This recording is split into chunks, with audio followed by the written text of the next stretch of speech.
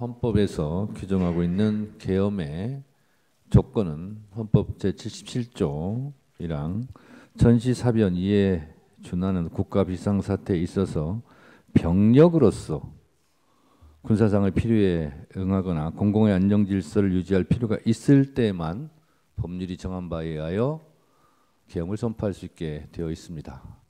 아마도 본능적으로 신원식 증인은 이러한 사항을 알고 있지 않았나, 그래서 계엄을 반대하지 않았나, 그렇게 저는 생각이 들었습니다.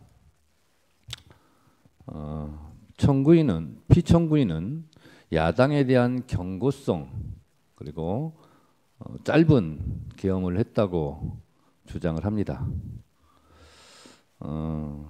그런데 경고성이라면 비상계엄 선포문에 옐로우 카드가 아닌 레드 카드보다 더 심한 야당과 국회에 대한 용어는 쓰지 않지 않았을까라는 생각이 듭니다. 국회를 범죄자 집단의 소굴이라고 표현했고, 또 이게 야당을 지칭한 거라면 더 문제가 있을 텐데 국회 야당을 지칭한 걸로 보이는데요. 국민의 자유와 행복을 약탈하고 있는 폐악질을 일삼는 파렴치한 종북 반국가 세력을 일거에 척결하고자 계엄을 선포한다고 했습니다. 과연 이게 국회에 대한 경고성과 어울리는 용어일까, 이런 생각이 들었습니다. 그러면서 줄탄핵, 예산 폭거, 특검 이런 것을 예를 드는데요. 이 탄핵과 예산과 특검은 엄연한 대한민국 국가에서 헌법적으로 법률적으로 보장하고 있는 국회의 권한입니다.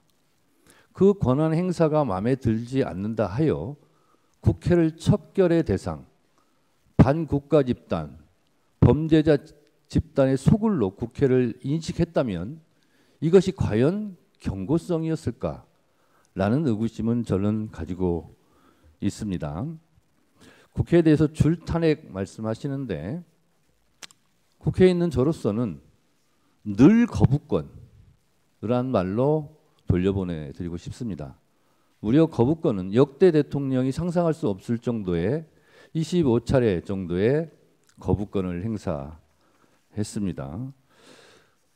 정말 경고성이었다라면 그냥 경고하면 될 것을 헌법에서 보장하고 있지 않는 엄연한 헌법 파괴 행위인 국회에 군대를 보내지 말았어야죠.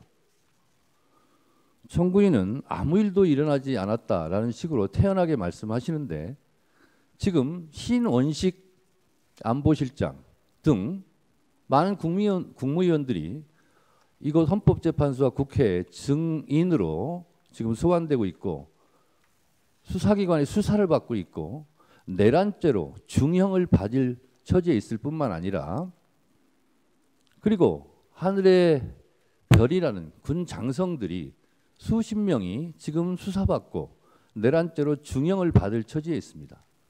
이것을 대통령 단 한 사람의 지시, 명령에 의해서 수행한 사람들이, 이렇게 수많은 사람들이 고통을 받고 있는데 이런 상황에서도 아무 일도 일어나지 않았다라고 말하는 인식에 저는 동의할 수 없고, 아무 일도 일어나지 않았다라고 말하기에 앞서 아무 일도 하지 말았어야죠.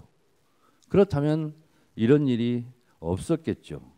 그래서 오늘 또다시 두 가지만 말씀드리자면, 제가 국회 소추위원으로 법사위원장으로 간첩죄에 대해서 거대 야당이 막았다고 그러는데 저희는 막은 적이 없습니다. 법안 소위나 그리고 법사위 전체회의에서 여러 가지 조정할 필요가 있고 좀 심사숙고할 필요가 있기 때문에 공청회 등 그런 수기 과정을 거치자라고 해서 지금 보류되어 있는 상태지, 야당이 결코 막았거나 이것이 간첩죄가 무산됐다거나 한 일이 없습니다. 그리고 아까 증언 과정에서 나왔다시피 초급 간부에 대한 국방 예산은 정부의 편성권을 갖고 있는 편성을 자체를 하지 않은 걸 가지고 야당의 책임을 떠넘기는 것은 참으로 비겁한 일이다, 이렇게 생각이 들어서 하나하나 팩트 체크도 진실이 드러나고 있는 만큼 또 야당에 대한 경고성 계엄은 결코 아니었다라는 생각이 저는 듭니다. 이상입니다. 예, 본인께 의견 전술 기회 드리겠습니다. 아까 그 소추 위원장께서 이런 줄탄핵, 예산 입법의 폭거가 국회의 권한이라고 얘기를 하셨는데 비상계엄의 선포와 그에 따르는 후속 조치도 엄연히 헌법상 대통령의 권한이라는 점을 말씀드립니다.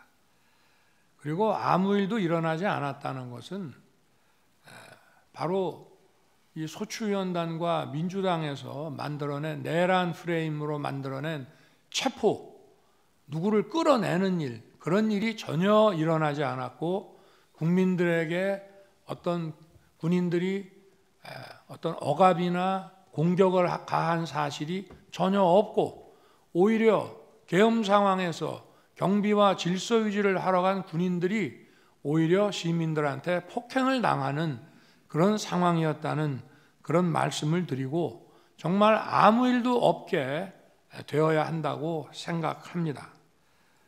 그리고 아까 지금 간첩법과 뭐 이런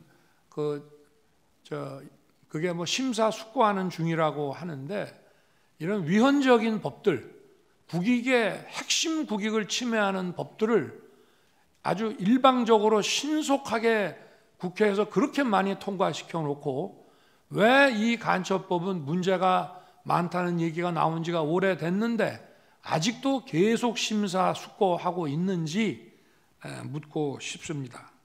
그리고 법률안 거부권은 루스벨트 대통령이나 레이건 대통령도 이미 개혁을 하는 과정에서 수백 건씩 한 바가 있습니다. 그리고 아까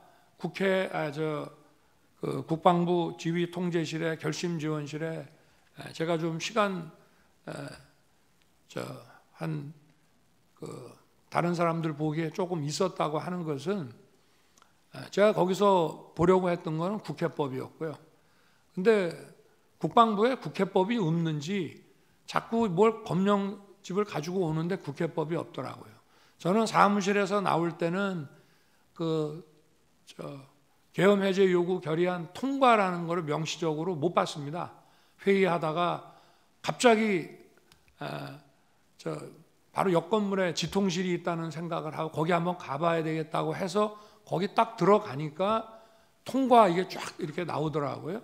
그래서 제가 우원식 의장과 의원들끼리 그 약간의 논란이 있었던 것이 생각이 나서 이거를 계엄 해제는 해야 되는데 문안을 어떻게 만들어야 되나 싶어서 국회법을 가져오라고 그랬더니 이게 제대로 못 갖고 와서 국회법을 가지고 오는데도 시간이 많이 걸렸습니다. 그래서 거기에 집중해서 읽고 있다가 이제 그 두 분이 오셔가지고 바로 제 방에 갔고 민정수석에게 이 문안 때문에 그러니까 빨리 좀 검토를 해봐라 해서 그냥 그대로 수용해서 하는 거로 저걸 했고요. 그러고 나서 국방장관과 계엄사령관 박한수 총장을 불러서 군 철수시키라고 이제 지시를 했고, 그러고 이제 이미 국회 국무위원들은 비서실장이 다 불러놨기 때문에 기다리고 있는데 제가 시간이 좀 걸린다고 그래서 국무위원들 오는데 계엄 해제시까지 그냥 기다릴 게 아니라 먼저 언론 브리핑을 국민들한테 해야 되겠다 싶어가지고 간단한 그 담화문을 작성하도록 하고 그게 다 됐다고 그래서 내려가서 이제 준비시켰다가 발표를 하고 나니까 이제 정족수가 다 차서 곧 국무회의 해제 국무회의를 한다고 했습니다. 아까 비상계엄 선포 전 국무회의가 그 전부터 계속됐지만 정족수가 채워져 가지고 5분밖에 안 한 국무회의라고 했는데 해제 국무회의는 1분밖에 안 했습니다.